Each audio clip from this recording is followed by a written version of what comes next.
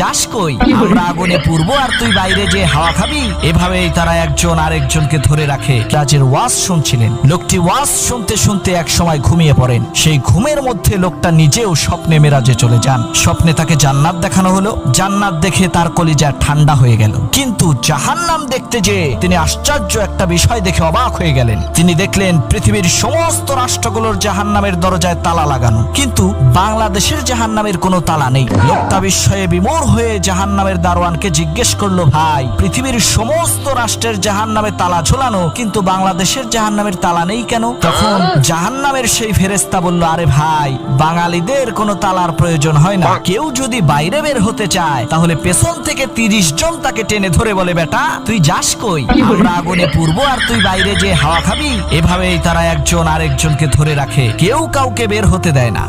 তুই যাস কই? আমরা আগুনে পুড়বো আর তুই বাইরে যে হাওয়া খাবি। এভাবেই তারা একজন আরেকজনকে ধরে রাখে। রাজের ওয়াজ শুনছিলেন। লোকটি ওয়াজ শুনতে শুনতে এক সময় ঘুমিয়ে পড়েন। সেই ঘুমের মধ্যে লোকটা নিজেও স্বপ্নে মেরাজে চলে যান। স্বপ্নে তাকে জান্নাত দেখানো হলো। জান্নাত দেখে তার কলিজা ঠান্ডা হয়ে গেল। কিন্তু জাহান্নাম দেখতে যে তিনি আশ্চর্য একটা বিষয় দেখে অবাক হয়ে গেলেন। তিনি দেখলেন পৃথিবীর সমস্ত রাষ্ট্রগুলোর জাহান্নামের দরজায় তালা লাগানো, কিন্তু বাংলাদেশের জাহান্নামের কোনো তালা নেই। লোকটা বিস্ময়ে বিমূঢ় হয়ে জাহান্নামের দারোয়ানকে জিজ্ঞেস করলো, ভাই, পৃথিবীর সমস্ত রাষ্ট্রের জাহান্নামে তালা ঝোলানো, কিন্তু বাংলাদেশের জাহান্নামের তালা নেই কেন? তখন জাহান্নামের সেই ফেরেশতা বলল, আরে ভাই, বাঙালিদের কোনো তালার প্রয়োজন হয় না। কেউ যদি বাইরে বের হতে চায় তাহলে পেছন থেকে 30 জন তাকে টেনে ধরে বলে, বেটা তুই যাস কই? আমরা আগুনে পুড়বো আর তুই বাইরে যে হাওয়া খাবি। এভাবেই তারা একজন আরেকজনকে ধরে রাখে। কেউ কাউকে বের হতে দেয় না।